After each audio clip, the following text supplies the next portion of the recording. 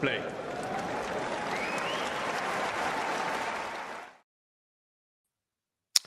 Good afternoon, good morning, good evening, wherever you are tuning in from. I have no idea what time it is where you are, but hopefully it isn't too bad. It's 1 a.m. Or just gone 1 a.m. where Damien and I are. Damien, how are you? Yeah, good. Excited for this. This is, of course, a pretty big thing for Polish tennis here. Of course, maybe, for the interest in the sport, just for people to know that we do, Iga Świątek and Hubert Hurkacz are not the only Polish tennis players. There is also a certain woman, a certain individual, who I shall name Magda Linette, who is also pretty excellent at this, even though, she's 30 and has never had a run like this. Yeah, she's doing it now, and it's beautiful. Yeah, I mean, who would have thought that Magda Linette would be the pole that went furthest Yeah. at this tournament? I mean, maybe I'm underestimating her and perhaps overestimating her catch in particular. I mean, do you think she has been underestimated? Yeah, I think so. I had them all losing in the forefront, which almost happened actually, because I definitely had Świątek going out to Rybakina, Hurkacz beating Shapo, and then losing to Medvedev, not Korda. So that was, semi-right. And I had Linette losing to Garcia after beating Alexandrova and Korda, right? So, for me, it wasn't that unexpected that she's the furthest because, well, I thought she was going to be just joint furthest. But it is definitely, the fact that she's in the quarters.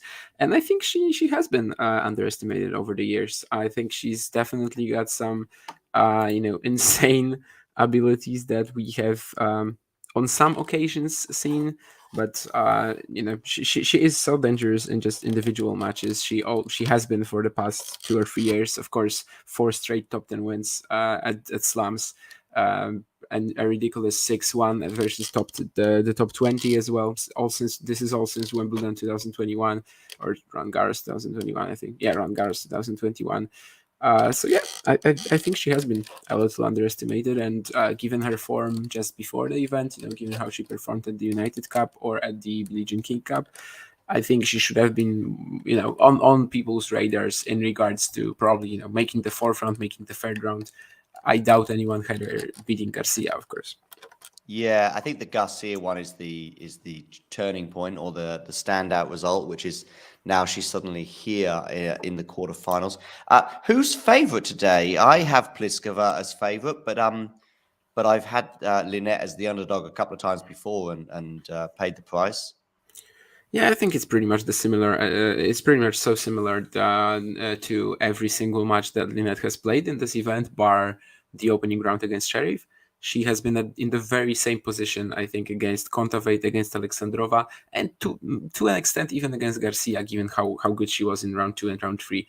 She's not the favorite, but would it surprise you if she wins? Of course not. Ghosty's got your back. He's going to Linette. Yeah, I'm rather impartial. The thing about Pliskova is, though, of course, she's had a successful tennis career. Of course, she has.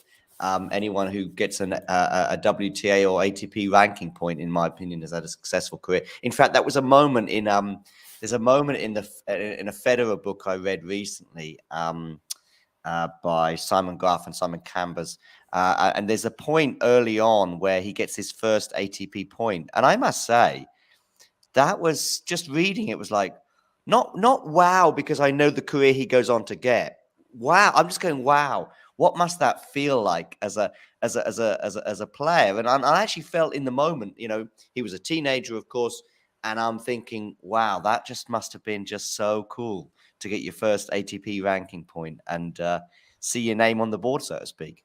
Yeah, last year when I was at the 25K in Poznan, actually on the day You that got an ATP ranking point, Damien? No, but on the day that I got there, 2 Polish players earned their first ranking points actually, so that was pretty cool as well. I talked to, interviewed them both instantly after they did it.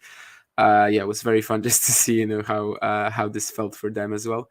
One of them is in the Australian Open third round here in the juniors event, and is like Okay. considered a huge prospect. The other probably not so much, but it was still, just yeah, that has to be an insane achievement.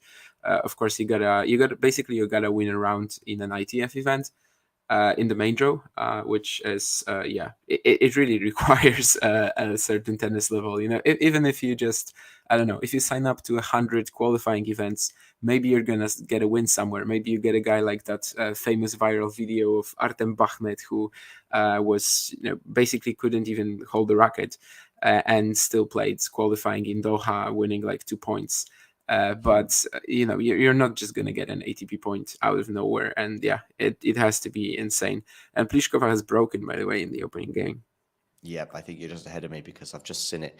Yeah, she has just broken with a forehand cross-court pass. So Pliskova leads 1-love. So not the perfect start for you and Ghosty.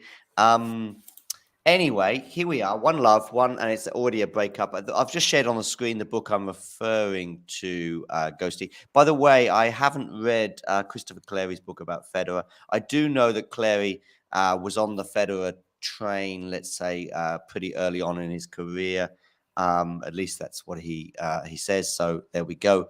But no, I'm not. I'm familiar with the book, but and it may well be a good read. But I haven't read it. Now, the one I'm referring to is the one I've just put up on the screen. I don't know if you saw it, Ghosty. I did an interview with these two guys end of November, I would say, beginning of December. So, yeah, and I've actually read the book, and it's cool. It's a very different angle.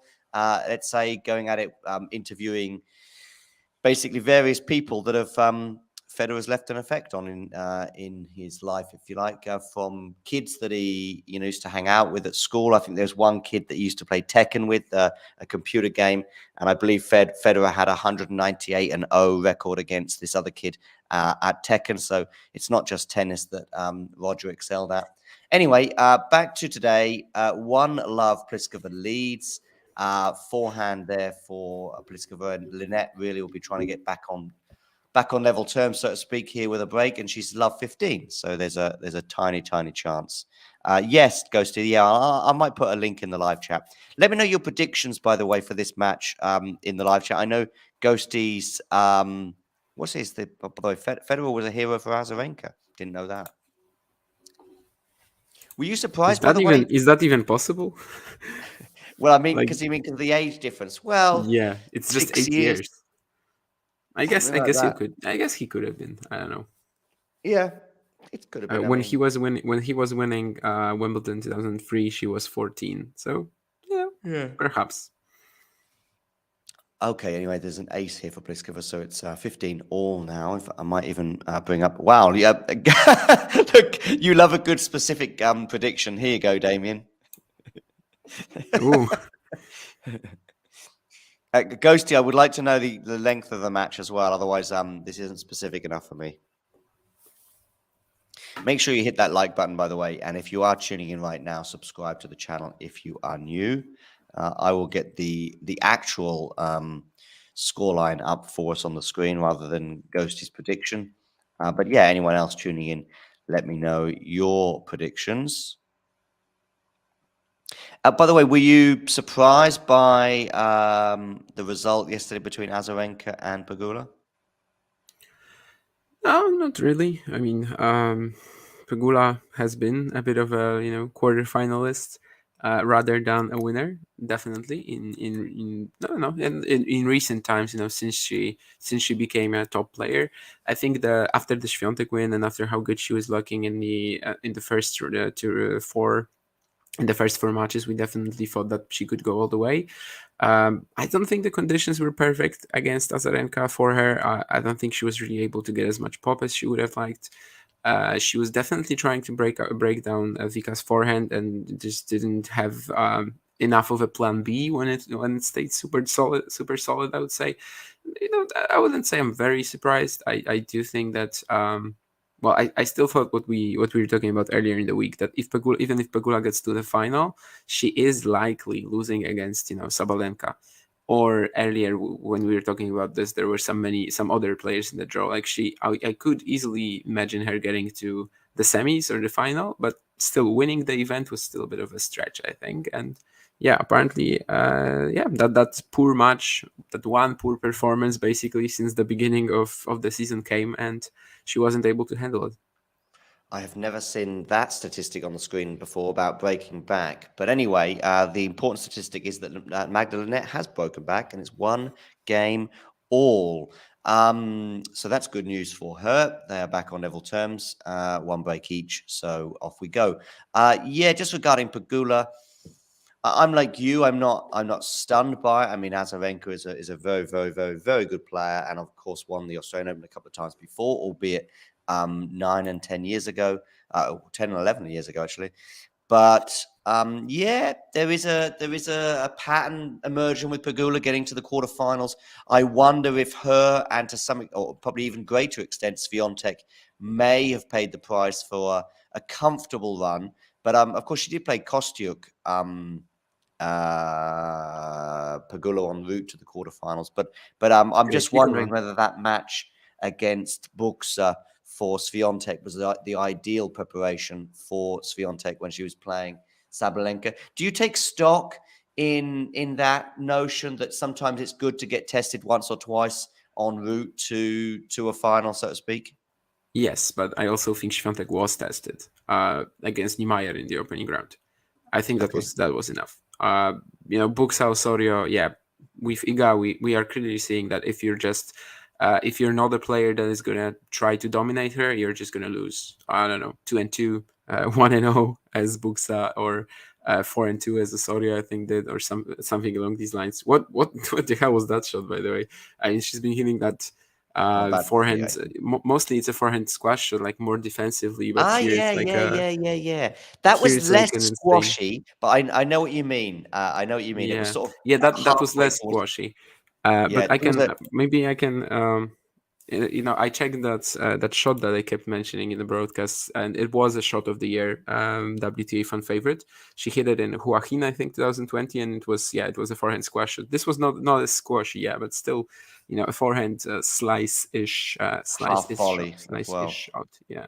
Yeah. Also, getting down to the low position again, like she's been a lot of times this week as well. Indeed, as we just having a quick look at Donovic. I just also wanted to talk about what I think are the keys for Linette today, and one of them is definitely the serve, because I think she's basically facing a very similar player to what she's had in her previous 3 rounds. But Pliskova is definitely maybe Garcia is probably close, but Alexandrova and Kontaveit aren't really serving as well as Pliskova can. So I think that's going to be huge for Linette, and she has been winning 61% of her second serve points in this event, which is actually the highest stat for anyone who's played more than 2 matches. In front of her are only Fernandez, so 2 matches there, and Storm Hunter, so just one match for the Australian, which topping that sort of stat with that's a pretty great backhand down the line, by the way. And just topping that sort of a stat shows you how well she's been doing in what I've been mentioning many times as well, just diversifying her serve, going for different placement, going for different spins, which is so important against these very aggressive players that she's been facing. Garcia, Alexandrova, Kontaveit, Pliskova, they all try to attack from the very first shot of the rally, and not allowing them to do that is huge. Plus, basically each of them have some movement issues. In Pliskova's case, it's probably the most subpar. And Linette's ability to just take huge shots, redirect them, get the opponent on the move. If she's winning this match, it's probably because of that. She has been able to have Pliskova running from corner to corner already a couple of times in this match, and that's certainly gonna be huge, because of course the Czech isn't really known for her flexibility, agility. It was the same really with Garcia, and it's so huge for Linette to sort of withstand the initial siege and then when she's back into the point, just never really let go and start moving the opponent. If she can do that, I think she can easily win this. But it's going to be pretty. I think it's going to be pretty hard for her because of the serve, though. But so far she's broken and win in the only game Pliskova had. But of course, it's just the second game of the match. Yeah, but nevertheless, she's now held, so she's leading 2-1. Pliskova on serve, and she's 30-15 up. But that was a hell of a backhand down the line that won her the first point of Yeah, this but game. you're Well, gonna there's see that score another. shot. Exactly. I just want to say that you're gonna see another squash shot in a second. Yeah, that backhand on the line didn't work quite so well. But yeah, all good though. I would say that the squash shot thing, and I know we keep repeating it, but that I saw somebody else do it a couple of days ago, maybe even yesterday, and it was just even more incredibly executed. And I think I called it a squash shot once again. Anyway, Pliskova leads 40-15. The winner of this will play the winner of Sabalenka or Vekic. Do you imagine Sabalenka to win that fairly comfortably?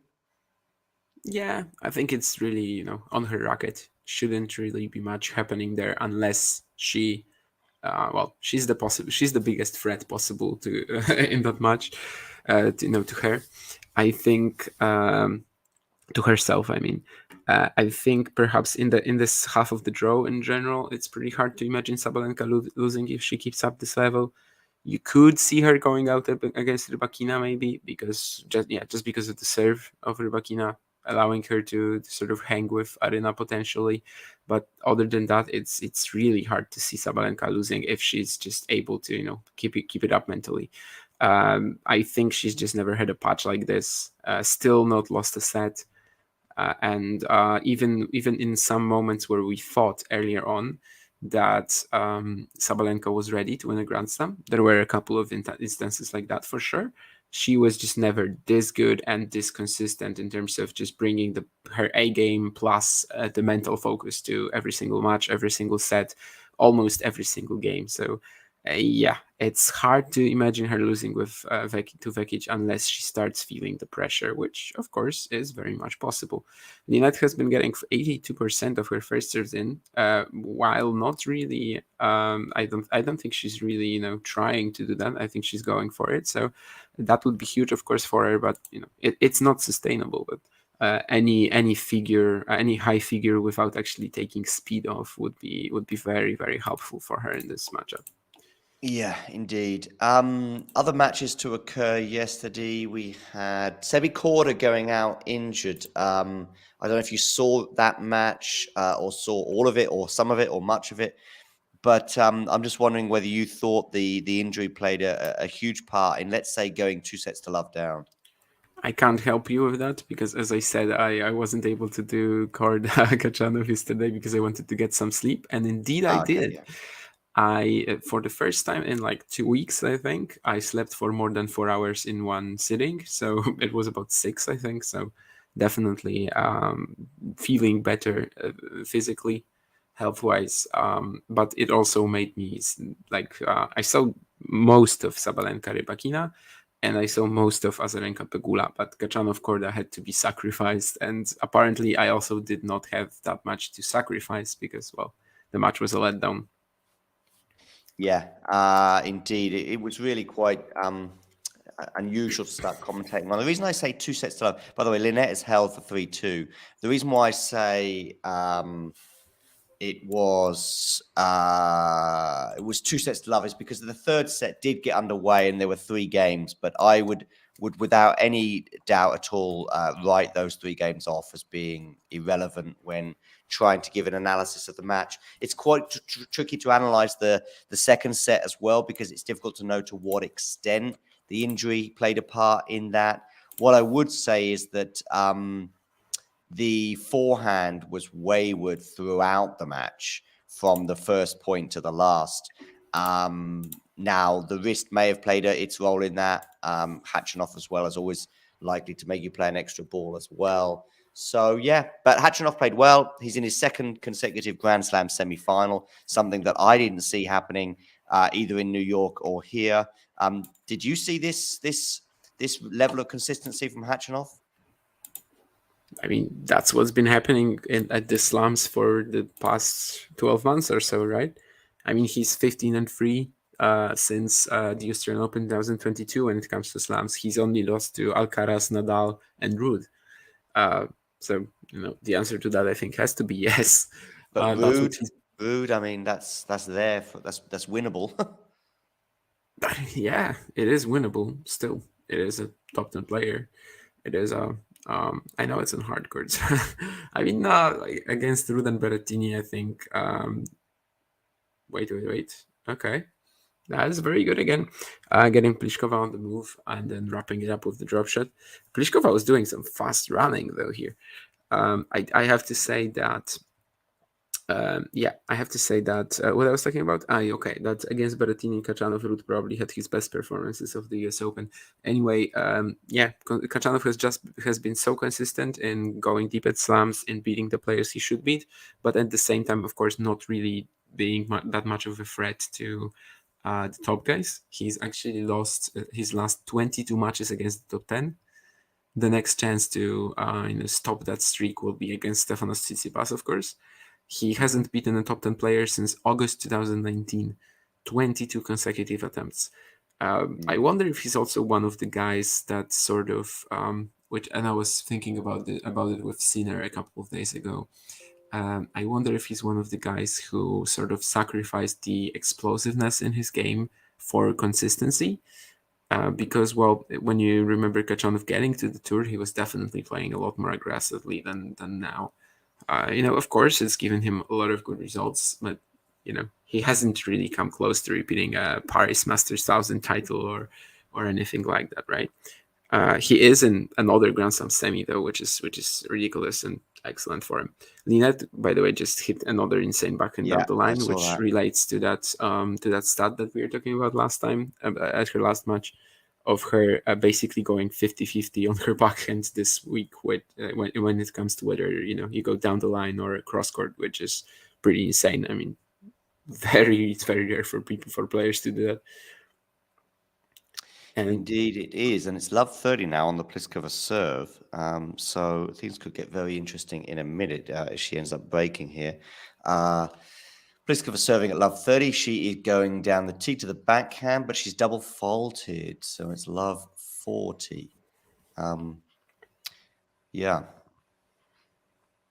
Let's have a quick look at the live chat, see what's going on there. Anything exciting? Ghosty and Janie reacquainting themselves with each other. So that is nice. And Linette has broken because Pliskova inexplicably puts a forehand into the tram line. That almost seemed a bit careless from Pliskova rather than tense or anything else like that. So Linette, I think that's 4 games. Is it? No, it's not 4 games in a row, but it's probably 4 games out of 5 for her. So that's a nice little run. Ghosty suggesting here that Korda was having problems early. He switched out his racket after the first game, I think maybe the third. He was. One thing I will say, Ghosty, is that I hadn't noticed it. I hadn't noticed there being any issue other than the forehand being a bit wayward and going long so often. I hadn't seen any discernible pattern of issues with the wrist until suddenly at about 30 all, 3-2, because he actually went to see it was 2 all, but he ends up going 3-2 up. So they're on serve in the second set, and there's a phone call. There's that moment that we've seen a few times in this tournament where the umpire gets on the phone and you're thinking, okay, what's going on here? And I didn't really know what it was. It was obviously Sebi Korda because he had just said something to the umpire. And then out comes the treatment, and they come and ascertain the issue with the wrist. They strap it up.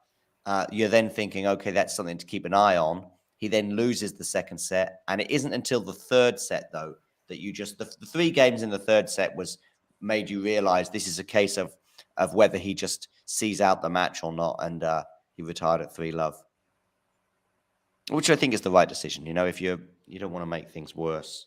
The forehand speeds is something I was trying to get my hands on to see if there was any issue there. And I hadn't managed to get my hands on the data as of 3 p.m. today. So that would be about 10 hours ago. But that was time for me to go to sleep. I had a good sort of 7-8 hours as well, albeit at a strange time of day. Oh, that's a nice easy forehand for Pliskova. And now she's threatening to break. I think we've had more breaks than holds in this match, or at least it feels that way thus far. We are at 4-2 for Linette. Probably 50-50 in terms of that, I think. Yeah, is it 50-50? Yeah, it could well be. I believe so. Although arguably Linette may have had to have... No, she may have just held one more, I'm not sure. Anyway, whatever, we've had a lot of breaks. 4-2 it is right now, but 15-30 on Linette's serve, so there could be another break coming. Let's see what happens here. They are on the forehands. That's a nice deep forehand from Linette. That's also a good deep forehand from her. That's a decent backhand. She's in charge of this rally, dictating the play, but not doing quite enough, although that helps when Pliskova nets a backhand. There we've got our good friend, the Polish Judy Murray, in the crowd. By the way, I'm going to create a poll for this match on our stream, so you can vote as to who you think is going to win. Of course, I should have done that at the beginning of the match, but I didn't.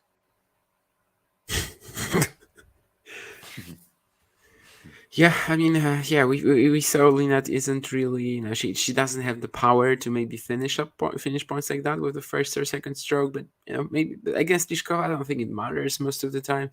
If you just keep her moving, at some point she's gonna miss. At some point she's not gonna be able to recover, and that's what you saw in the rally as well.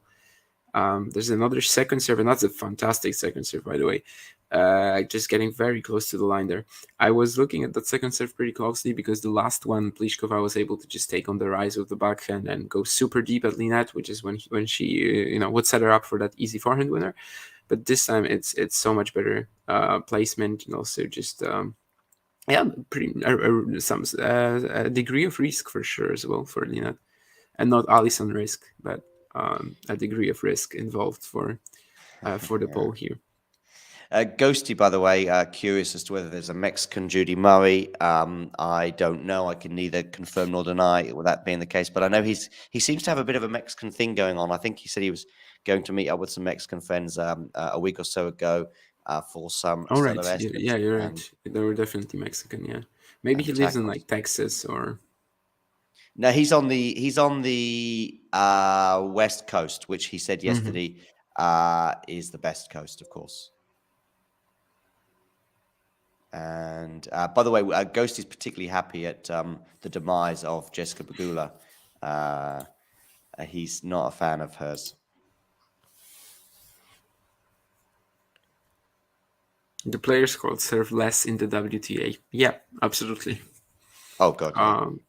I'm not sure what the stats are, frankly, but definitely. Yeah, definitely. Because the reflexes, which is half of the game, maybe even more so in terms of serve, I don't think is there a discernible difference between men and women on reflexes? Maybe, but not much. And that's the second time I've used the word discernible. I'll try not to use it again. I do apologize. But I don't think there's much of a difference between men and women in terms of reflexes, but there certainly is in terms of service speeds. And so therefore it is easier to return. And there you go. You do the math. Jane actually asked the question, but which you answered before the question appeared, I think. But yeah, basically the serves just aren't as good. That there's just not biologically women are not as powerful, and yeah, that's what happens. Ghosty, when you are a successful comic like myself, it's one of those things you have to get used to, that people such as Damien, mere mortals like him, they have to rely on my jokes. And, flattery, imitation is the highest form of flattery. So they say so. I guess I should take it as a compliment. Anyway, I'm sure Damien, by the way, didn't see the episode when I used that. Ghosty, by the way, suggesting that he's a huge fan of Pegula when she loses. He's really not keen. I think it stems from the wealth that her family have attained, perhaps also some of the ethics behind how it got there. But I know Isabel was talking about it yesterday and suggesting that lots of tennis players come from extremely wealthy backgrounds. But of course, hers does seem to be particularly insane. I think her father's a billionaire, for example. But there we Yeah, I go. just looked at tried to find some stats, and they're actually from the first week of the 2011 U.S. Open, but that doesn't really matter. It will still tell you like the the gist of it, let's say. And at the 2011 U.S. Open, women were holding serve 65% of the time, while men were doing that 76% of the time. So that's an absolutely huge difference, and we can see it all the time in the women's game, where sometimes we even get matches where I don't know 60-70% of of games are service breaks, and in the men's game it's way less frequent. Some people enjoy that, some people dislike that. I don't think it really matters either way. In fact, it maybe makes for an even more interesting game than it is on the men's side, since on the men's side sometimes it can just feel like there's one break, okay, there's the set. Of Yeah, course. on grass between Isner and Opelka in particular. Well, Isner and Opelka, there's no breaks. Well, there's indeed, usually indeed. there's usually not gonna be like even if they break, like regardless of the surface in a matchup like that. I'm just saying in most men's matches, even at the Australian Open, that's how it feels. In fact, I think Isner and Opelka, out of like 20 sets they played, only 3 of them haven't ended in a tiebreak. So, of course, but How yeah, many sets? three of them haven't ended in the tiebreak, and it was like 15-20 sets I would need Oh, to count, wow. which I will do because I'm very thorough. Yeah, no, that is wow, though. 17. By the way, a nice, easy question here for me to answer, at least from Janie, regarding the difference between unreturnables and an ace. An ace, basically, the returner doesn't get a racket on it at all. It lands in. It's a clean winner, if you like. Whereas an unreturnable is basically anything that doesn't go back across the net from the opponent, but also does not really fall into the unforced error category. So, in other words, the serve is really, really good. More often than not, a first serve. The opponent gets a racket on it, it flies off in all sorts of different directions. But what can you do? Because it's Riley Opelka or John Isner firing a first serve down at you, and you do well to get a racket on it, but not much more. So that is an unreturnable. But I do believe that if it's a second serve, let's say, from Rafa Nadal, and you just dump it into the net, you get a nice clean shot at it, and you get plenty of time to return it because you're on clay. That is an unforced error, because ultimately you should be doing more with that return than putting it into the net or sending it long. So that's probably the difference between those three categories, I would suggest. Because, and by the way, regarding unforced errors, it is just a human being ascertaining whether it's an unforced error or not. It's not black and white. It is subjective. And I guess 90% of the time, it's a fairly easy one to answer. But there are, I don't know what percentage, but there are a few that are more difficult. And probably unreturnable stroke unforced error is probably one of the finest lines, actually, there is in that category, and maybe one of the more difficult ones to work out. That, though, definitely was an unforced error from Pliskova. It's 15-love now for Magda Linette. So she's serving for this first set here as we speak. Yeah, I just prefer to use the term unreturned serve, which is also another phrase you could really use. And yeah, this just doesn't really include, whether the returner was able to return or not. So it makes it a little less subjective, I suppose. I just use it a lot when it comes to writing how match points were saved or set points were saved or break points were saved or something like that. But of course, when you're like doing what we're doing here, live commentary, that's not probably the best way to describe them, since you can actually do it in a million different ways that will give the listeners more insight. There was also another stat here on the screen that showed that's somewhat related to how different the serve game is in male or female tennis, which was they showed us just basically that Linette is just slightly above average when it comes to finding her forehand, on the +1 shot. So the +1 shot is like the third shot in the rally after the serve. And they also showed the average for women's, which is like 58. I'm not sure which 58%. I'm not sure what the average for males are, but surely it's much bigger. Women just cannot really set up for the forehand as effectively because the serve is weaker, because you're gonna get tougher returns coming at you. In the men's game, it's probably like one of the most important shots in the game right now to try to set up that third forehand after the serve. For most players, at least. For Richard Gasquet or Brandon Nakashima, it's perhaps not going to be as important, since their better shots are definitely the backhands.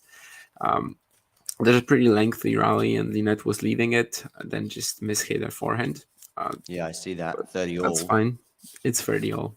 She's still 2 points away from the set, which would be quite a nice start. We're definitely seeing that she has the skill set to, the set of tools to move Pliskova, which is for sure the key here. And on serve, she has been holding up very well so far, despite that one break in the opening game of the match. Yeah. But That's a great one-two punch on return from Pliskova, though. Maybe the return wasn't really that deep, but Linette took it as a bit of a half volley, and Pliskova was actually very dynamic in just running around her backhand and blasting a forehand to the other corner, which inside out winner. So not much that Linette could do there, but probably you shouldn't have taken that forehand as a half volley. But that also was an attempt to take time away to make Pliskova move. It just wasn't good enough. Indeed. Now it's breakpoint Pliskova. We spoke about Linette and the nerve management thing the other day. This obviously is a bit of a nervy moment for her. Interestingly, she went down on the scoreboard 3-love, including a double break to Garcia. So it was a case of kind of fighting back. But she saves that breakpoint to her relief. But yeah, she was a double break to Garcia down in the first set, and it was kind of going as many, especially myself, anticipated. Yeah, so maybe that makes things a bit easier if you are a bit nervy to come back rather than be ahead on the scoreboard. But she's at deuce right now, 5-3. She's going to get a first serve in here. She is down the tee, and the return goes long. That was kind of in that middle area, whether it was unreturnable or an unforced error, probably more slightly on the unforced error, and so therefore. Yeah, whatever. Anyway, it's advantage to Linette. Set point she has now. Is she going to be able to close this out? First set point she's had. Where's she going with this? She is going to the backhand side. And that now was definitely not an unforced error, by the way. I just rewinded. I mean, unforced error, I think, is on mostly on second serve return, when you can when you basically can do something with the return. If someone blasts a first serve at you and you just fail to get it into the court, like that's definitely not count. That definitely doesn't count as an unforced error. It just goes into the forced category. Let's say, anyway, just quickly, then. Let's say it goes into the category of she could have done better with it. Nah, for sure not. I think she could have done better. I think you should see that point again. I saw it. I mean, I saw it once anyway. She gets a racket on it. It wasn't that difficult to get a racket on it. It goes long. I think she can do better. Anyway, got a question here from Ghosty about Linette's love in her homeland. Is Linette beloved in her home country or no? I don't think there's anyone that really could say a bad word about Linette. I think she's definitely regarded as a professional, as a great person as well. But is she beloved? I wouldn't say so. I would say that the general public doesn't really care about her. That's what I would say. I would say she's definitely a bit underappreciated. Some of her mental breakdowns in matches have been laughed at. Some of her, she's been of a close but no cigar player most of her career, for sure. So I think that has also been made fun of. So I wouldn't say beloved, but at the same time, like I think everyone just there's also no one who truly hates her. Perhaps some people who have been disappointed by her potential, by liking by the fact that she has potential and on many occasions wasn't able to step up. But I wouldn't say that disappointment means that no one that someone actually dislikes her though. But beloved is probably a stretch. Janie going, oh, poor Linette. Well, maybe she'll get some love if she wins today. And she's just won the first set 6-3, so I don't think she's too concerned about how much love she gets back home right now. But listen, Yeah, that could this bring. week she's definitely gonna get a lot of love here. Yeah, right. So don't But worry she'll about probably need that. to win the tournament really really get herself on the map regarding the average casual I Polish tennis think fan. the final would be enough for sure. The Okay. semifinals could be tough because if I remember correctly, the women's semifinals at the Australian Open are usually both in the day session, right? I'm just trying to think. It'll be Thursday, or both will be on Thursday, I think. I mean, yeah, but yeah, both are tomorrow for sure. But usually they're on the yeah, that's how it's done usually. That they're at both in the day session, I believe. So, that could be rough because no one can really watch it here, other than tennis fans, because people who go to work at 7 a.m. or 8 a.m. they're not gonna stay up for that, and it's gonna be the second semifinal as well, which is even tougher. But yeah, I think if she plays the final, that's going to be a huge thing for sure. Of course, we are still very, very, very far from that. It probably requires her beating Arina Sabalenka, which is like a Pliskova 3.0, I would say, in the Linette matchup, in terms of having that insane power, but also being able to move so well. So there's definitely far less exploitable weaknesses in Sabalenka's game than against Pliskova. So even provided Magda wins here, I don't know if I don't know if she has that much of a chance of getting to the final. But yeah, I think for this to be like Iga Świątek sort of story in Poland, that sort of caliber, I think the final would be required. I think the semi would also be fine if it was aired at a different time. Yeah, plenty of responses to our chat, by the way, in the live chat, which is nice to hear. Ghosty suggesting that he's nowhere close, but he's definitely a cigar kind of a player. I actually played last year. I played tennis with a guy who was smoking whilst we were playing, which was kind of interesting. A Dutch While guy. you were playing Yeah, while we during were the playing, rally? he had a cigarette hanging out of his mouth. It wasn't in a club, if you like. It was I bet during the rally? yeah. What the hell? Yeah, I know. And he was decent. In fact, he was more than decent. I think he would have been even better without the cigarette, but he may argue otherwise. But no, he's very good. There's a concrete court in Cologne, about 20 minutes from where I live, and in summer, which is a pretty cool moment, you could just go there and play tennis for free, and there are beers and barbecues and stuff going on. There is a bit of a situation that probably many people have been going there for many years with their rackets, and you suddenly turn up as a newbie. There's a bit of a waiting list, if you like, and it's not quite so easy to get a game. But I've been going now a couple of summers, so yeah. So now but it's still going to take me another 2 decades before I'm really a part of the community, I think. But this Dutch guy is one of the more welcoming people, let's say, and yeah, he smokes and plays at the same time.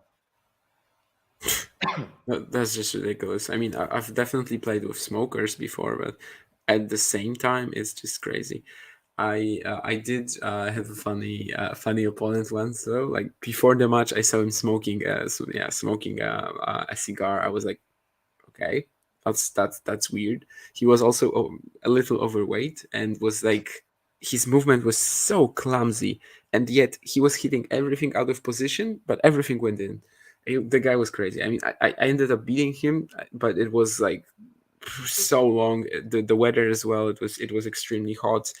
I think I won in the match tiebreak. So yeah, it was absurd because I just saw how the guy moved, and I couldn't believe that he is getting to these balls. By the way, Pliskova holds at the beginning of the second set, so she leads 1-love.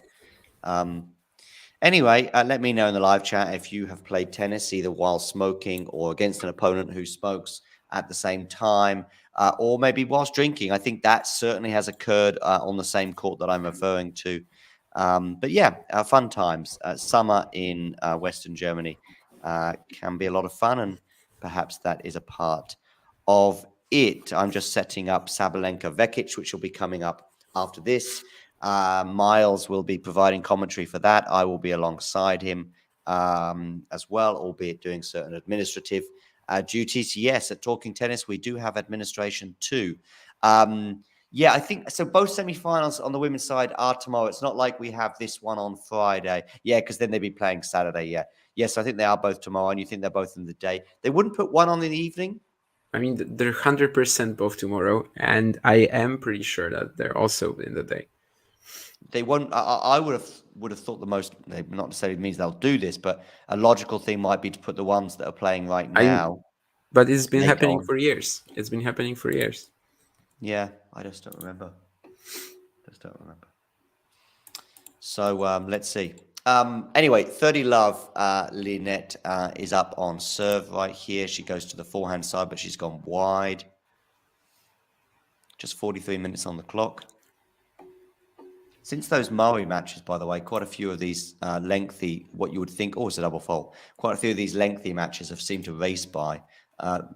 Rublev Runa certainly fell into that category. That suddenly we were into a fifth set tiebreaker, and it's only 2.5, 3 hours in. Actually, I've just managed to check that, and it looks like they changed it last year. So There you go. that could be huge, because back in the day they used to start the semifinals at like 4 a.m. I mean our time, not theirs. Theirs that would be what 2 p.m. I think, and they did that for many years, and that was what I was referring to. But in 2022, they actually played both women's semifinals in the day session, and I mean in the evening session. So that would be huge, and potentially that would make Linette an even bigger story in here, because way more people would be able to watch it. And it makes sense, particularly for the semi-final or for the quarterfinalists today. Get them on as late as possible. Anyway, of course, with the men's side, you have the oh dear, that's a backhand there. On the men's side, because I think they're both on Friday. The normally the players that play Tuesday will play first on the Friday, and of course the ones that play Wednesday play second. Last year it was quite difficult to tell. If you ever go back and look at videos and just watch the two men's semi-finals, it's quite difficult to tell because they were both played under the roof. So they both appeared like they were being played in nighttime conditions. But Berrettini Nadal was actually in the day. But it just happened to be raining very, very hard. 40-30 here, Linette leads. It's anything but rain today, albeit the temperatures are not too hot, about 23 degrees, I believe. So that is helpful. Pliskova on the backhand return. They're in the middle of a rally here. Now on the forehand of Pliskova to the forehand of Linette. She mixes it up, and now we're on the backhand side. This is turning into a bit of a rally here, and Pliskova nets, helping Linette win the first game of her second set. So it's one game all. I mean, yeah, whatever happens from here, 46 minutes. I mean, that has been fantastic, and yeah, she's just she's keeping this up, and it is somewhat ridiculous, but also a fantastic story. And of course, it gets more fantastic with every single set that she wins. We'll see if she does take the match from here, but definitely couldn't really have asked for to play better in the first 45 minutes. Indeed. Indeed. But nevertheless, though, if she was to lose from here, I guess they're on serve in the second set, so maybe we shouldn't be too dramatic. By the way, we've got a question here for you from Janie. Yeah. Here suggesting Hubi's popular despite winning no slam. Yeah, I would say so. He is indeed. Damien does not know how to give the girl a compliment. I don't know. Anyway, hey Damien, Hubi has never won a slam, but he is popular. Yeah, for sure.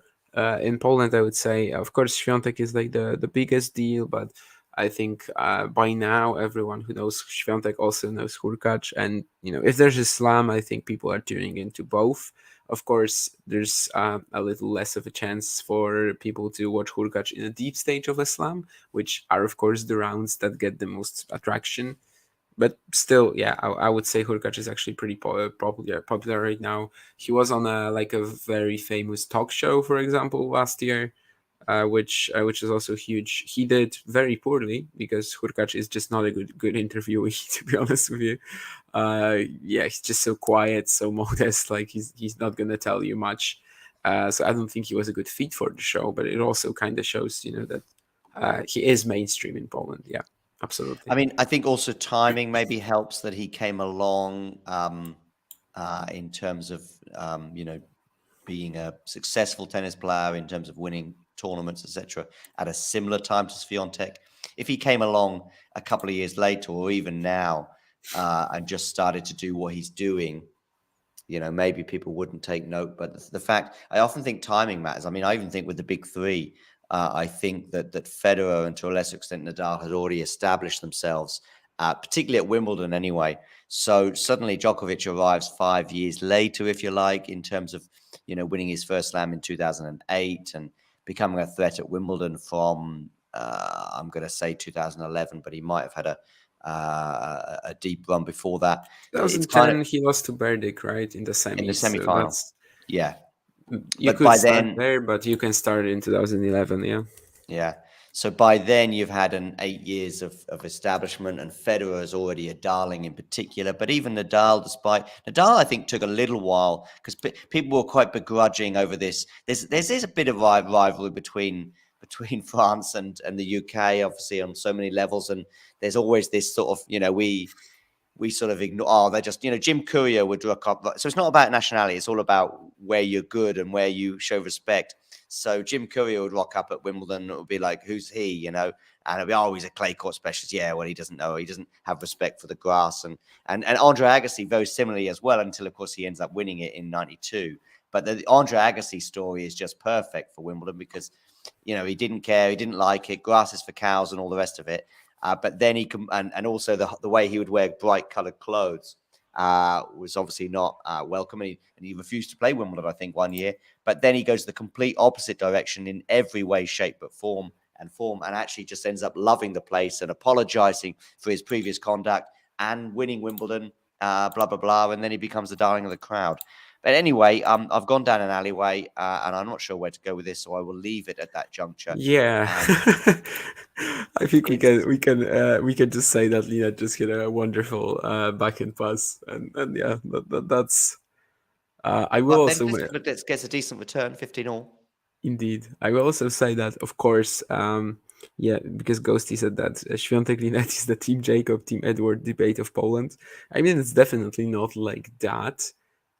It's definitely not like some competition between the two. I just think, of course, Świątek is like the darling for everyone. Linette is, to the general public, is pretty much unknown. But yeah, Team Jacob, Team Edward. I'm also going Edward, and I don't think it's close. There's also a Polish fan in the chat. I know. I thought I'd put it up there. I thought I'd get it up there. And I know it's not. It's nice and friendly. There's a couple of hearts. Magda Linette, Witam. PL. Witam, Peter. kolegę.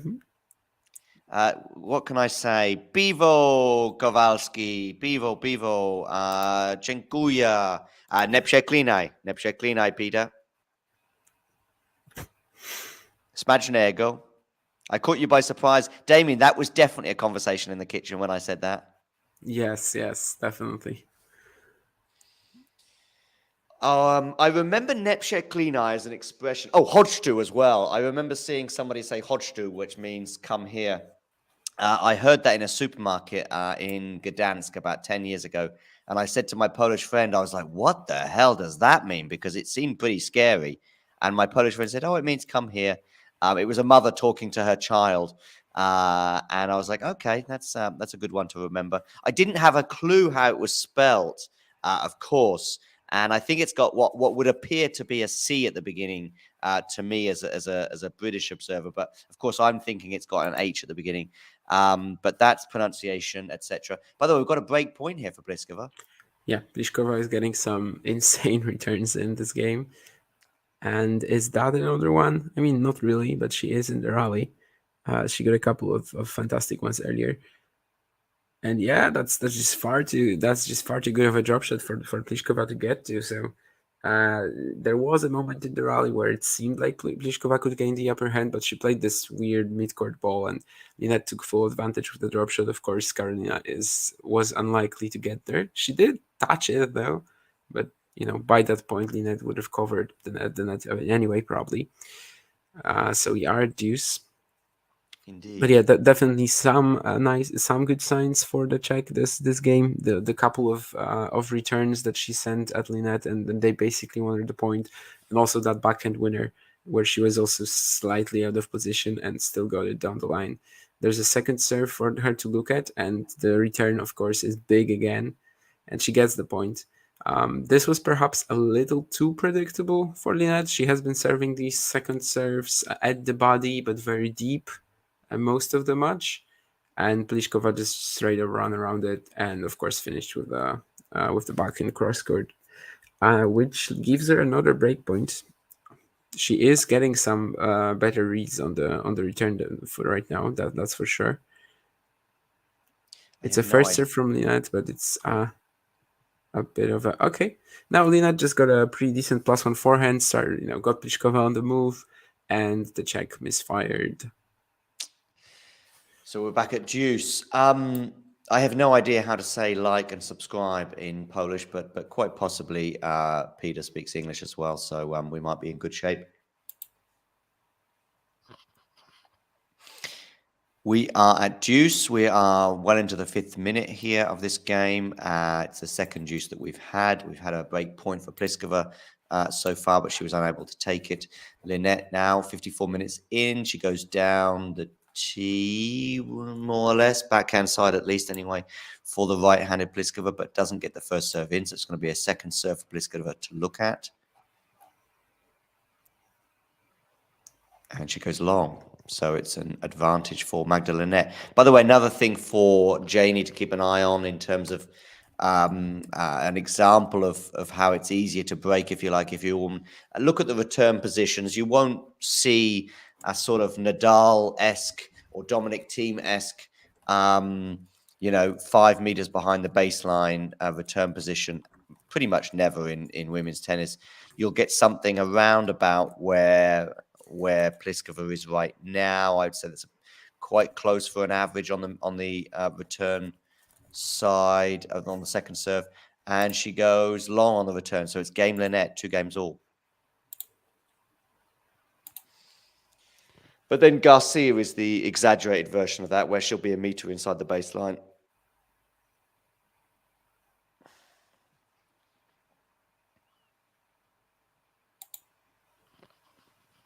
Somebody trying to keep cool. Just creating a thumbnail for Sabalenka versus Vekic. We'll have Miles covering that. That'll be on in about an hour from now. Of course, that is dependent on how today's match turns out in terms of whether it's done quickly or not, or depend on whether that's on time or not. Why is Diego Maradona trending on Twitter? Somebody here tweeting that Magda Linette is going to reach a Grand Slam semi-final before Jessica Pegula. I think they're going ha ha ha with that one as well.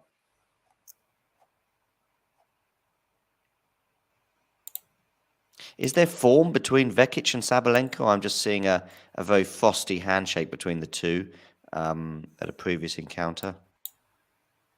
No. What was their previous encounter? I don't know. It looks like an indoor event. I don't even know how official it was because it looks like there's barely an audience there. So it may have been a juniors match even, because Sabalenka looks very young, but it's really, really difficult to tell because the clip is super short. Where do you see that then? I'm seeing it on Twitter. I'll send What's it. the account? Or yeah. I'm seeing it from somebody called Marcel, hashtag Arena1 in Melbourne. So that probably tells you a little bit about their allegiance. Okay, I got it. From 3 hours ago. Oh, interesting. Yeah, that seems to be a very small event indeed. Is it juniors, do you think? I don't know. Let's see where they played, in fact. Or did they even, right? in the pros. Did they play? No, they did play 5-1 for Vekic. Oh wow. Oh I mean, wow. it could be that ITF in St. Petersburg, or maybe even qualifying in St. Petersburg. I think that's more likely. It could be that qualifying match in St. Petersburg that they played.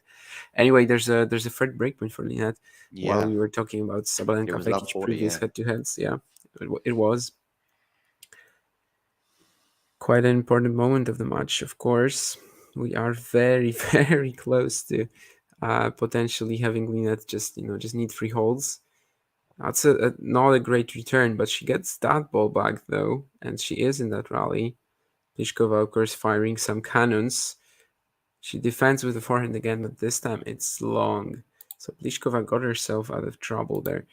Yeah, I'm thinking it maybe could be that St. Petersburg qualifying match, but that's not Sabalenka though.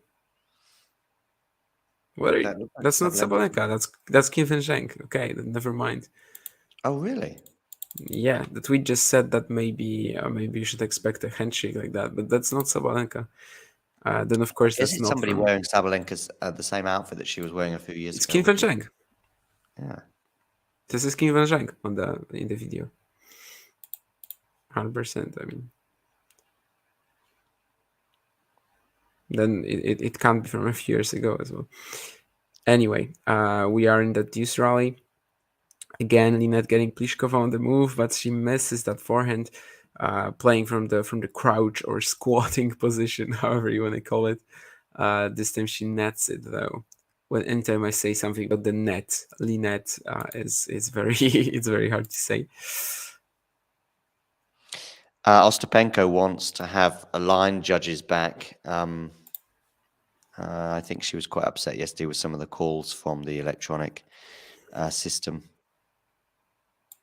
Yeah. Are we going to have 2013 or 2012 maybe all over again with Djokovic and Azarenka winning both titles? Well, it's possible. I just think it's more likely that Djokovic wins it than Azarenka by some distance. Can Rublev lay a glove on Djokovic today, by the way? Another terrifying forehand from Pliskova. No, I don't think so. As long as the hamstring is not a concern, I don't think Rublev is capable of peaking enough for at least 3 sets. If someone's beating Djokovic here, it's either Tsitsipas or Shelton, in my opinion. Of course, for Shelton, it will be an insane ask, but if we're talking of who has the ridiculous upside to do it, I think it's Tsitsipas and Shelton, not Rublev. Yeah, it just feels impossible that Ben would play his second major and do that. But maybe, I don't know. I would love to see that Djokovic Shelton semi and for it to be competitive. I don't. Yeah. It's fine if Novak wins. I have nothing against him, but I would love for it to be competitive. And I'm afraid if it happens, because it's a big if. Shelton Paul is like a 50-50 to me. If it happens, I am actually gonna be scared of a total, throbbing that Shen Ben is gonna get like 6 games or something like that. I am going to be afraid about that, but theoretically shouldn't happen with his serve. But of course, it's quite an occasion as well, and we'll see about that. Pliskova held despite being love 40 down there, by the way. Yeah. Do you think Tommy Paul against Djokovic could be interesting at all? Not at all. What's their head-to-head like? Djokovic, Tommy Paul. Yeah. Have they played? I don't remember them playing, but they must have played a couple of times. I don't remember them playing. I don't think they must have played either. In fact, I believe that they have not. Oh, okay. Mind you, Dimonor had never played him either, and we all know how that one went. By the way, speaking of head-to-heads, the Pliskova-Linette head-to-head is 7-2 in favor of the Czech, but I don't think that really tells the whole story. The 7-2 is 9, so 7 of these meetings came 2017 and before, And obviously, it was like before Linette's big breakthrough. It was when Pliskova was at her best. Well, some of these matches at least, maybe not the ones in 2012, but the ones in 2017 for sure. And last year, of course, they played twice. Linette won at the Beijing King Cup finals. Linette was 4-1 up at the US Open in the deciding set as well. So, yeah, I don't think it really tells the whole story in terms of what's the balance between them is right now at this point of their careers. Of course, and when the match started, you had the stat on the screen with Pliskova leading just 4-1. That's because the official head-to-heads, both on the ATP and the WTA side, don't include lower ranked, lower tier tournaments. So the ITFs here, or even the WTA 1 to 5K series, I don't know if it's counted, but the official ATP head-to-head definitely doesn't include challengers and ITF matches, which is, by the way, insanely stupid in my opinion. But yeah, so I'm gonna keep saying that Linette has a 2-7 head-to-head against Pliskova, and hopefully in a few games a 3-7 head-to-head against Karolina Pliskova. May well be. It may well be. They're on serve at the moment. Linette leads 40 love. I haven't seen the Polish Judy Murray for a little while, but we just got a quick glance at her there.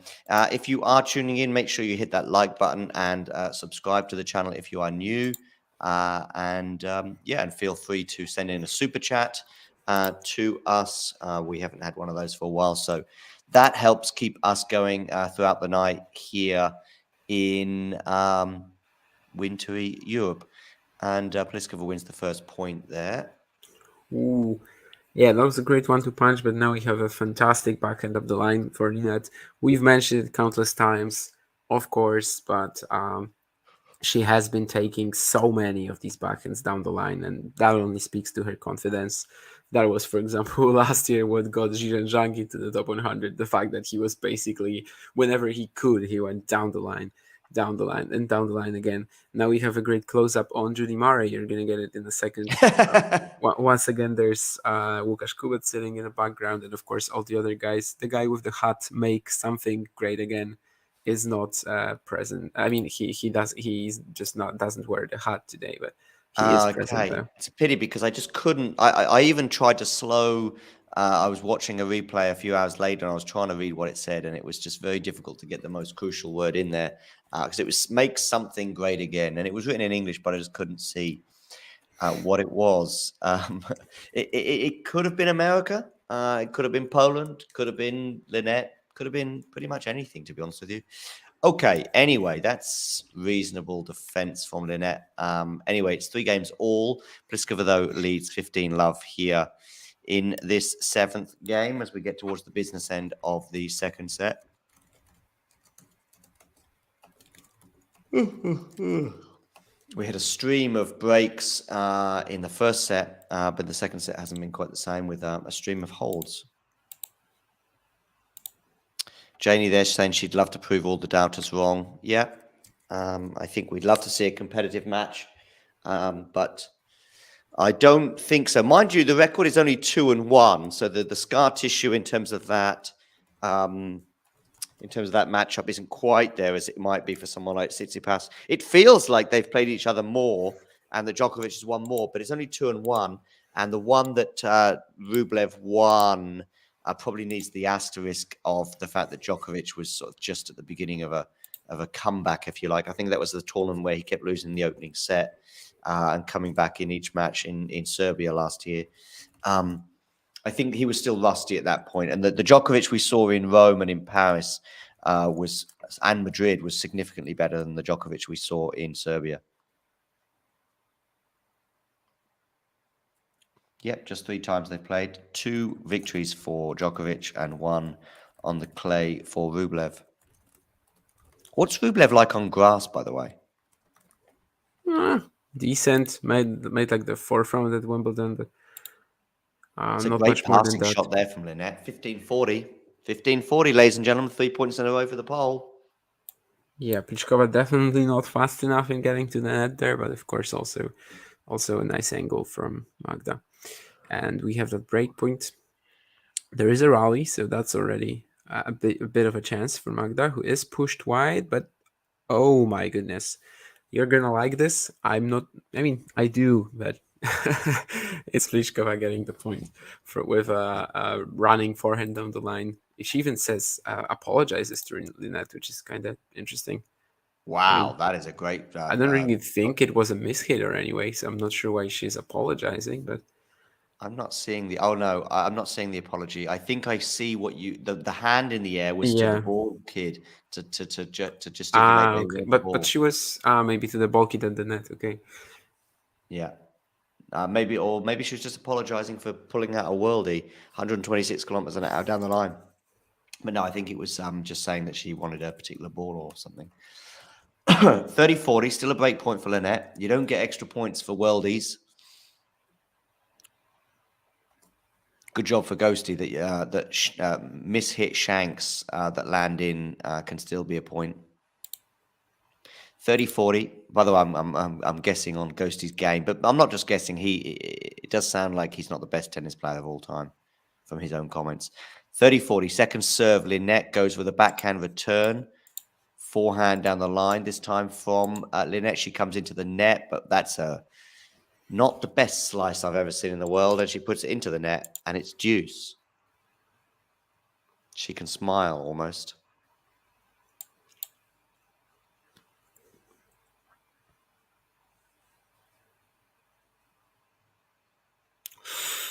Ooh, there's a poor forehand error from Pliskova, getting Linette her third breakpoint.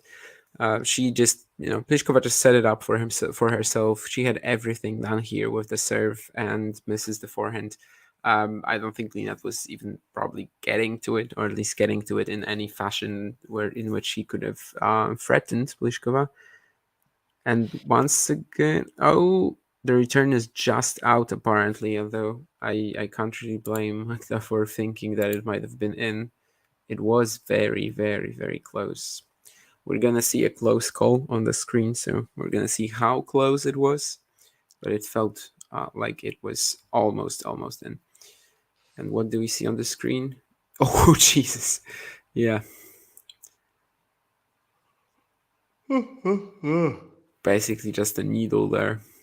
Not much else would have fit in that hole between the ball mark and the line. And now Pliskova gets an ace. So 6 breakpoints already in this set have been saved by the Czech. Many missed chances here for the ball, but we shall see if that comes back to bite her in the ass. I wonder if Ghosty looks a bit like Gerolitis at all. I wonder if they have that's how I imagine Ghosty to look, but of course it's just purely an image on the screen that he's used as Linette goes wide with a backhand and Pliskova holds 4-3. She now leads. Of course, Pliskova played Sabalenka last year at the US Open. Sabalenka winning in straight sets. The first set was super comfortable. I was just reminded of it, actually, just seeing how passive Pliskova was during a couple of points. And she was a kind of a ghost during the first set against Sabalenka last year.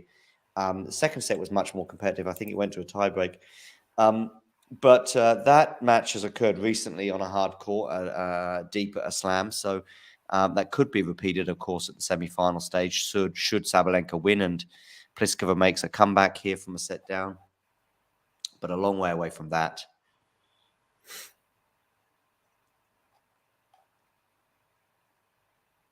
Vanch was big on Vekic before this tournament began, and Vekic makes the quarterfinal. I think he actually had a getting to the quarterfinals, so that was a good prediction from him. Rublev seeded 5 and Djokovic seeded 4, but that's about as close as they really are, I think. By the way, I had a comment from Ghosty and 1 or 2 others saying, come on, we've got to big up Rublev. I also think Rublev isn't getting enough credit. It's just, it's pretty much anybody on a hard court, especially in Australia against Djokovic. And it's also a matchup thing and various other things that make me suggest he won't lay a glove. If I'm wrong, I would love to be wrong and we see a classic 5-set match. I would absolutely be delighted should that be the case.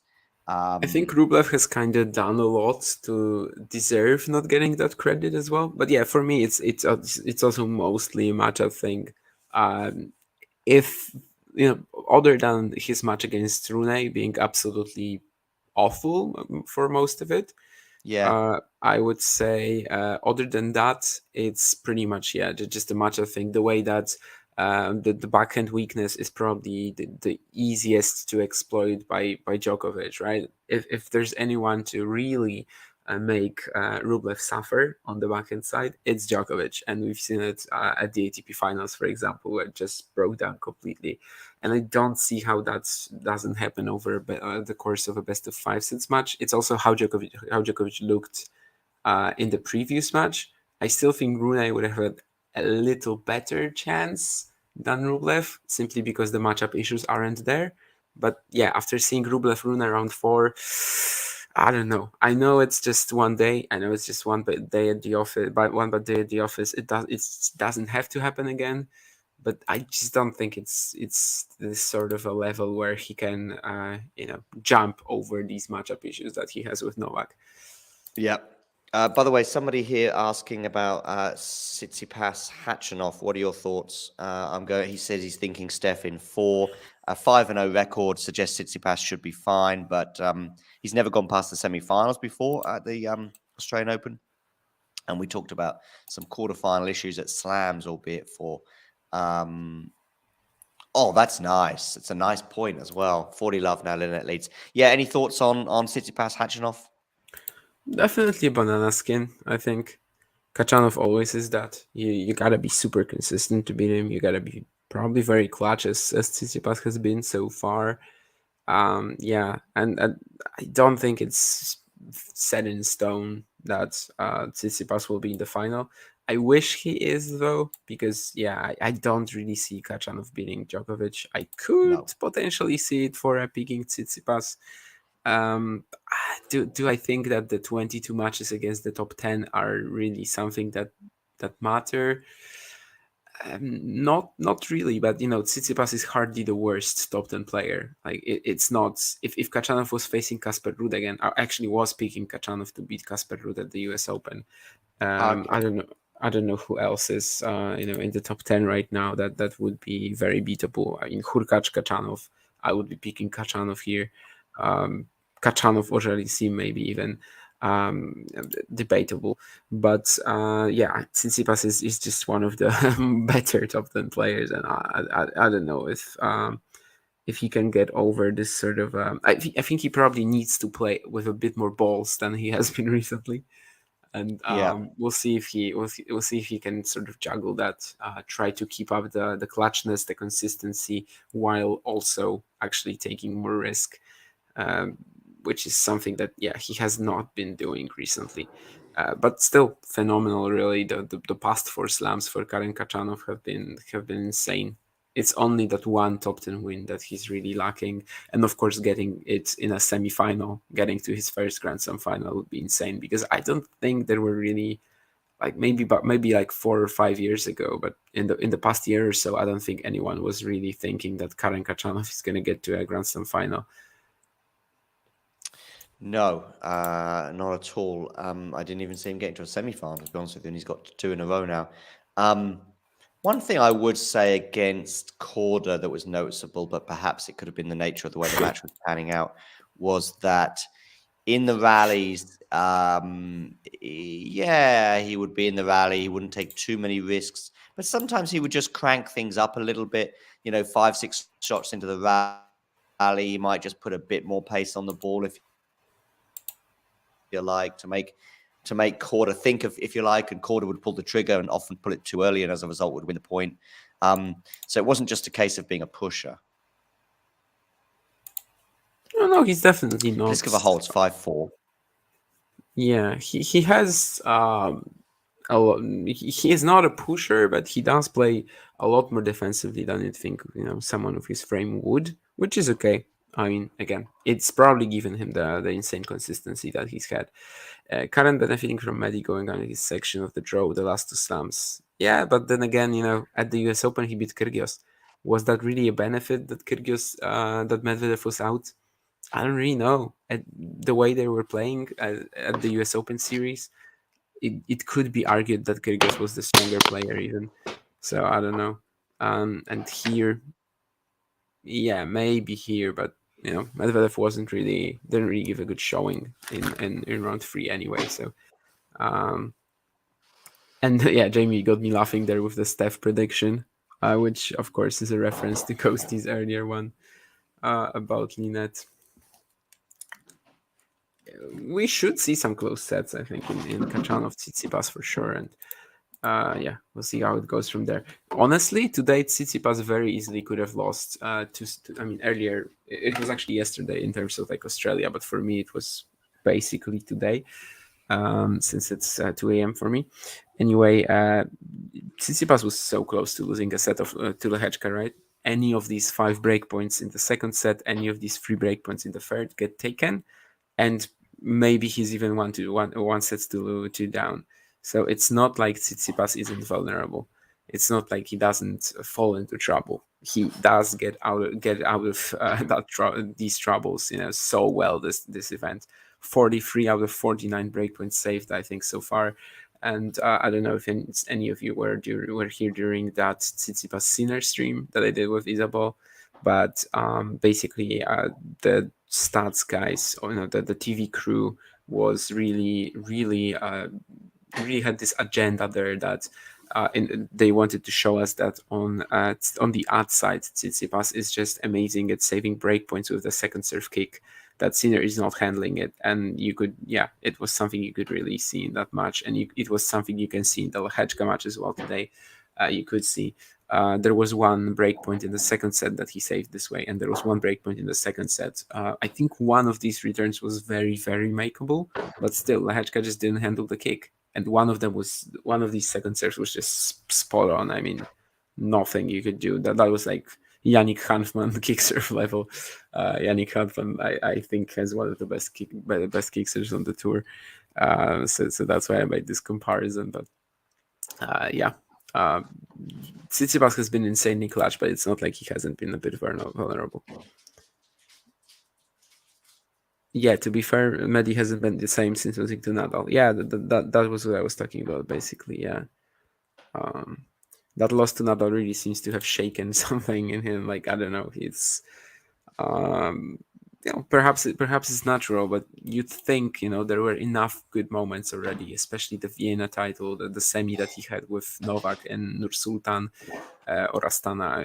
How is it called now? I mean, I get lost in all their name changes.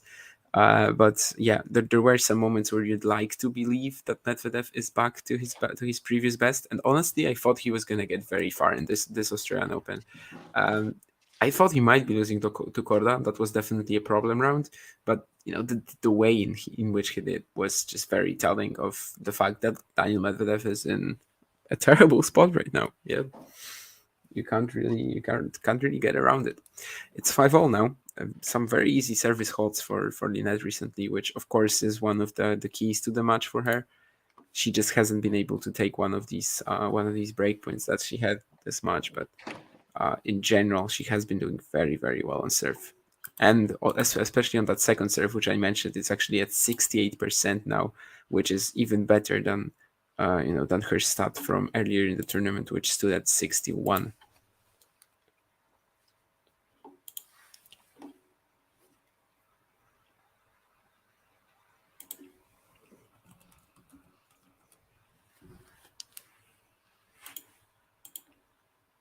You may have answered this question about Korda. I just went to make a coffee.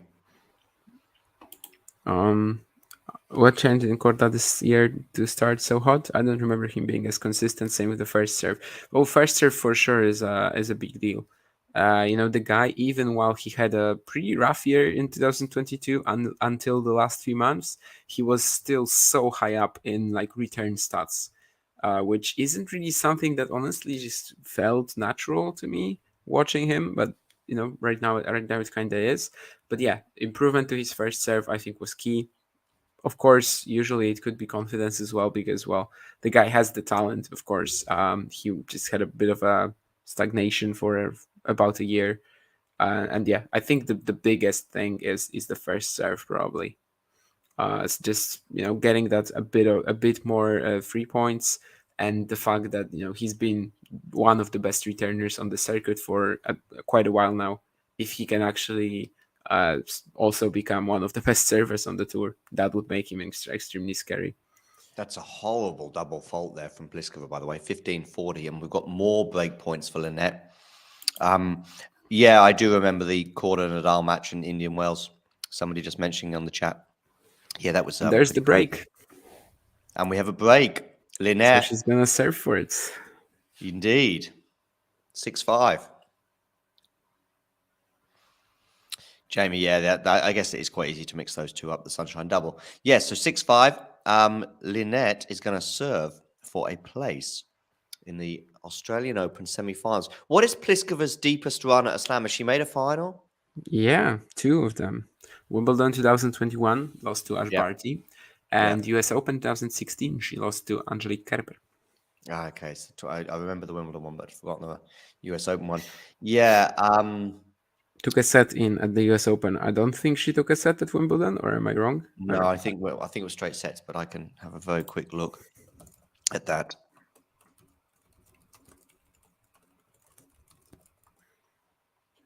Actually, it was in 3. Sets. Yeah, she took a tiebreak second set. Yeah, she definitely took one at the US Open. Coming up shortly, could be very shortly, could be 25 minutes away, will be Arina Sabalenka against Donna Vekic in the final women's quarterfinal to see who will be playing Magda Linette or Pliskova in the semi-final tomorrow. And of course, right now, it looks very much like Magda Linette will be doing so. She leads 6-5, and she is serving for a place in that semi-finals.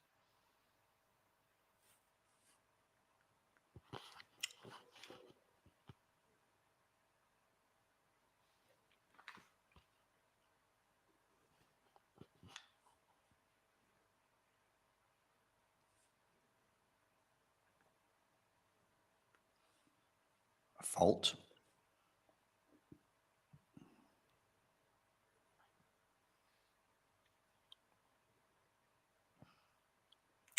Aye. That Pliskova backhand down the line has been pretty exceptional today as well. You gotta admit it, even as a Linette enjoyer in this event, especially. Yeah.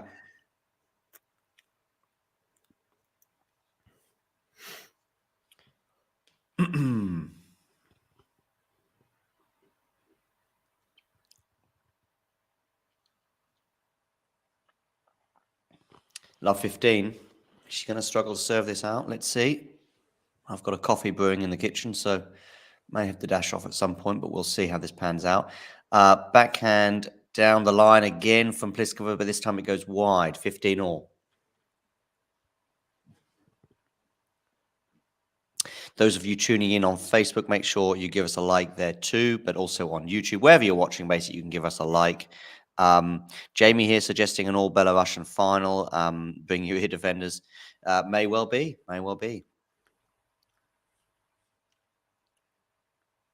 Forehand down the line there from Linette brings up 30-15, and she's been pretty comfortable on serve since about the middle of the first set. So we'll see if the anxiety though gets to her. She tries to serve this out. Yeah, but this time she got the first serve in, but I mean the return from Pliskova was just pretty insane. Got some fantastic. Oh wow! Yes. Angle on there.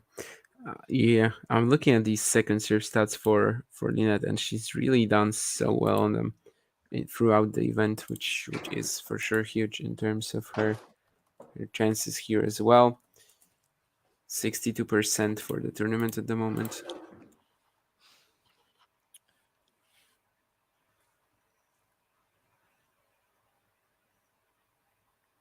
They're in the middle of a rally here, 30 all. Linette seems to have the upper hand, pushing her opponent around, but her opponent's defending well. Probably went the wrong way with that one, but whatever learned. They're very much into the rally here. 4 hands now exchanged, and Pliskova goes long, match point. Match point, Ghosty, indeed. Match point for Magda Linette for a place in the semi-finals of the Australian Open. And it will be a second serve. My coffee is coming to the boil at the same time as this match. Oh wow, that first serve was about 1.5 meters wide.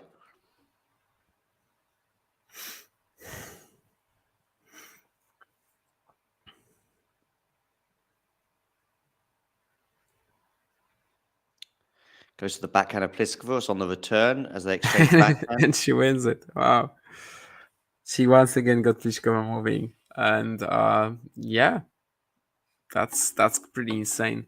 I think right now, yeah, I'm just preparing a tweet, and I think that right now gets her to 63% of points won on her second serve this event, which is actually only behind Leila Fernandez, who played 2 matches. So Yeah, exactly. Yeah. for Linette with 5, it's really huge. And yeah, she was also able to now just exploit that Pliskova movement, which I talked about at the beginning of the match, perhaps even better than I thought she would. Indeed. So yeah, by the way, Ghosty suggesting he loves the surprises. Perhaps, yeah, and I guess I had Pliskova to win, so yeah, maybe a surprise, but maybe not. For all, certainly not Damien. I think you were pretty big on her chances today, right, Lynette? I'm just going to dive off to the kitchen, by the way. Come again? What was the... Oh, I did not hear what's... what's Polish Vamos is Ghosty is asking. It's basically, well, Iga has this Jazda thing, which is like, yeah, I could say it's probably a bit like Vamos. She says this, on many points. Linette is actually more known for trzymaj, which is like a command form of trzymać, and trzymać means to hold. It doesn't necessarily reflect to service holds. Like, for example, when I play, I can sometimes maybe say trzymaj when I have a lead and I want to hold on to it. So yeah, that would be yeah. The spelling is actually completely different. Can I write a comment here? No, I actually can't. Right? Yeah, it's TRZYMAJ. That's what Magda Linette is known for. And Świątek has this thing, Jazda. I would say Jazda is a bit more is getting really popular now with Świątek saying that all the time. Jamie Drummer, who's bigger in Poland, Świątek or Lewandowski? It's always been Lewandowski, but honestly, right now, I mean, I don't think it's ever been this close. I think it's getting really close. Yeah, Ghosty. That's Linette's like catchphrase. I would say, if tennis players have catchphrases, that's what Linette says a lot to her. Yeah. What is that? Trzymaj? Trzymaj. It's basically a command of command originating from trzymać, and trzymać means to hold. And as I was just saying when you were out, it doesn't necessarily mean anything related to holding serve. It's mostly about leads, I would say. But Linette just does it, on basically whatever the situation is in the game, in the match. Yeah, Iga is more known for Jazda. I would say that these are the most important equivalents for come on. You can also say something like, I don't know, Dawaj, which I think is similar in Russian as well. So Ghosty, I think you said knowing Russian. No, you knew some Asian language, not not Russian. Does he speak an Asian language? Does he? Ghosty's full of surprises. He spoke Chinese, I think. At least he wrote something on the group chat in it, and it seemed cohesive. So yeah. Anyway, so now one of the second semi-finalists is set. The first semi-final, of course, will be Azarenka against, and I should know, who is it? Azarenka against Rybakina. I think that is 60-40 in Rybakina's favor. Does that sound about right to you? 60-40 in Rybakina's favor? I would say so. Yeah, it sounds pretty exciting, to be honest with you. It's probably, the best serve of the tournament against the best return of the tournament, which is, yeah, definitely going to be good. Oh, Ghosty also speaks Polish, apparently.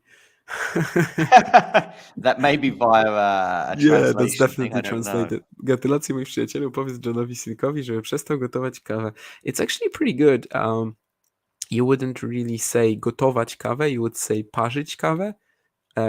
Just a different word choice, which kinda,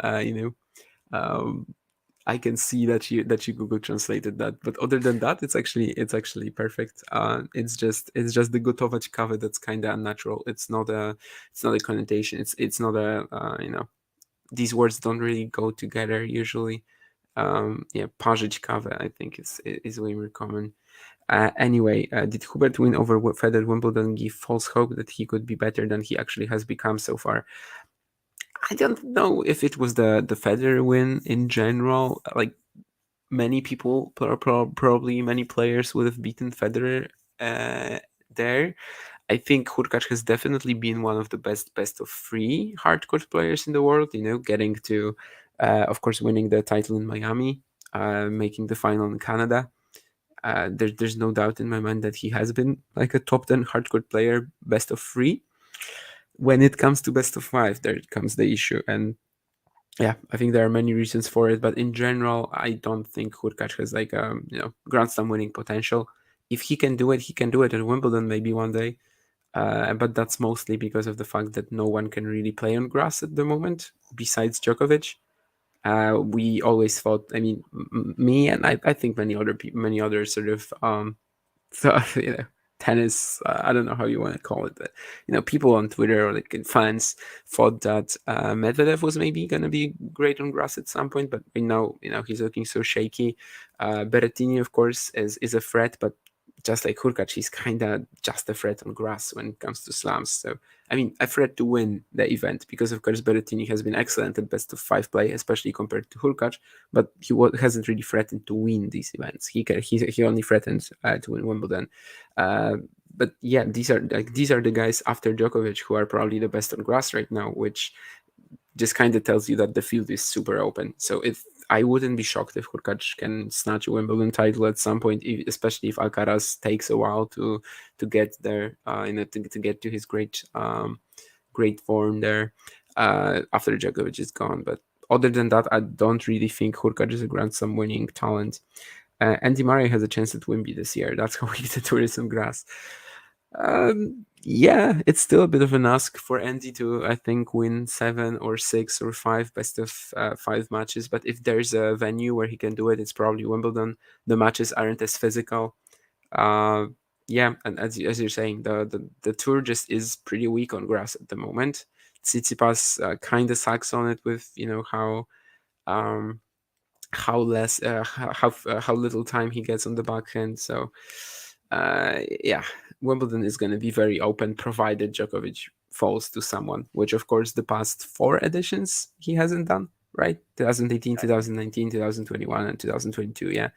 Has he really been close to losing other than to Federer? I don't think so. I would have to look through the draws, but I think other than to Federer, he hasn't even been close to losing at Wimbledon the past 4 Nadal years. 2018. Oh yeah, Nadal was in 2018 as well. So yeah, these 2 matches basically against the other big 3 members, and 2021 and 2022 he's been very very comfortable. So he kept losing first sets last year, but it yeah, never he was 2 sets to love down against Sinner, but he got an early break in all of these sets, and of course it was just a matter of his level improving, and he was down a set to Nori as well, but that was the same basically. The key with the Sinner match, like others that he also lost, went down early, is that it never felt in doubt, and it never felt close either, because it's not like they were 4-all in the second and the third set, and he was facing a break point or something like that. So that's then the finish line is close, etc., etc. Any final thoughts on your compatriots' win today over Pliskova? No, I mean, Ghosty, I think, is doing a Jeffro cosplay in the chat because he's saying that Diego is good on grass, which... Okay, Schwartz. I was thinking Maradona. That's all I was thinking of. But it may have been the drug relation. That actually makes sense, though. He was good on grass. Anyway, yeah. Any final thoughts about Linette? Yeah, pretty much another excellent performance of doing the same of what she played in round 2, round 3, round 4. Great on serve compared to most of her career. Fantastic in terms of just moving the opponent, redirecting pace, absorbing it as well. whenever she gets to, even though she doesn't have any overwhelming power, whenever she actually gets the chance to move an opponent, stretch her to the corner, she keeps doing that until the point is won. She's been excellent at that. A couple of forehand squash shots, which we seem to have noticed a lot. Yeah, it's just a week of her year, of her life. It's a fortnight actually of her life, and hopefully this can continue. Hopefully she can be competitive in the semis.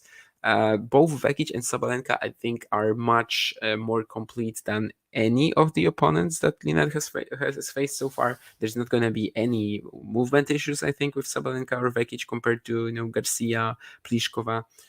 They move much better, I think. So it will be a bit of a struggle. But at this point, it's 2 matches away from winning a slam. You cannot really, like, no one can really say that Linette has no chance to win this slam. It's just 2 matches away. You could say that maybe if, I don't know, uh, Maya Sharif was in the semis of a hardcore slam.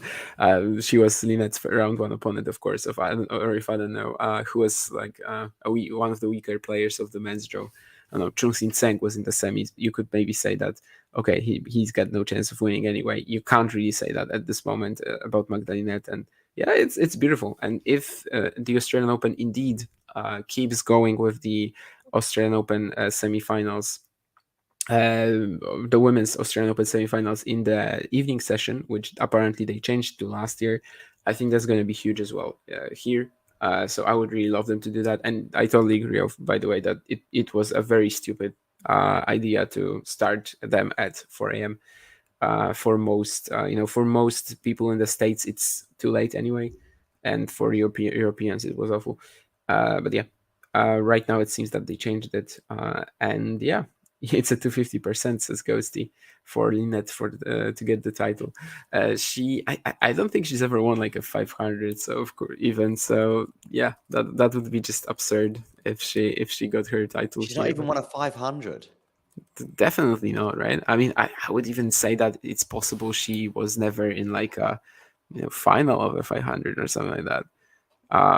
At the 1,000 level, I think she hasn't in fact been past like the second round, third round, sorry, in Wuhan. She really wasn't doing that much in big events up until recently. Yeah, all her five finals are at the WTA 250 level, indeed. Okay, well, that brings us to an end to this show. Thank you very much, Damien, for joining for Linette's win over Pliskova in straight sets. We'll be back with you very, very shortly to cover Sabalenka against Vekic. We'll also be doing Tommy Paul against Shelton, and also the final match of the day, Djokovic against Rublev. Good luck in your exam, by the way, Damien. I actually had it Oh, it was today. today, was it? Yeah, I mean this week it's the last week of the first semester, and so I have a lot of different stuff. But yeah, this one went well. I was sitting in the back of the class, and the only question that I didn't know, I was able to cheat off my phone. So Oh, it went great. well. And a good job you've kept it between the 12 of us for this stream. I say the 12 of us. I mean, I've already written that. Even if for some reason my professor is watching this, I don't think she can act on it. Oh, really? Yeah, quite possibly, quite possibly. Yeah. Anyway, nice one there, Damien, for both today and also for today's commentary, and obviously Linette going through. Are you getting your PhD in tennis studies? Ghosty asks. Not to the best of my knowledge, Damien. No, not yet. I'm an MA student right now. I am thinking of maybe applying to a PhD course just for like just if I don't come up with a better plan, I go for the PhD. I will probably apply, probably not go forward with it. I don't think there's a PhD in tennis studies at my university. There is a sports university though. I don't know. It would probably be better to have your PhD in like a more serious. I don't want to say that sports are less serious, but I think PhDs in sports kind of are, a little off to me. Yeah, unless it's something scientific, like I don't know, sports science or or Yeah. psychology, perhaps. You guys were mentioning Lewandowski, and by the way, a hilarious fact about him. The guy wrote his BA thesis about himself. Oh It's my. literally titled RL9, The Way to Fame, the Path to Glory, something like that. RL9, Droga do Sławy po polsku. It's insane. Uh, He comes Popol- across as being I mean, listen, it's very difficult to tell. A lot of people come across as being decent people, but I think he's fluent in 3 languages. I don't know how he's getting on with Spanish right now, or Catalan, perhaps I should posit. Yeah, that doesn't sounds somebody a bit out of touch. And I just realized, by the way, that I said po polsku instead of in Polish, which is yeah. Sometimes your brain does funny things when you're trying to speak 2 languages at once. Anyway, yeah. Thanks, guys. Thanks. Someone was thanking me. Yeah. Thanks, Jane. Thanks, Ghosty. And yeah, let's see you at another time. It was Yep. fun talking with you about the Linette Pliskova match. Of course, it's a big win for Polish tennis. And yeah, let's go, Magda. Let's go, See ya. Magda. And on that note, we'll bring today's episode to an end. Thanks, everybody, and take care. And see you all just in a few minutes over on a different channel, if you like, on a different episode to cover Sabalenka's quarterfinal with Donna Vekic. Thanks, everybody. Take care. If you enjoyed this video, make sure you hit that like button. Don't forget to subscribe and click that notification bell so you don't miss out on all things tennis.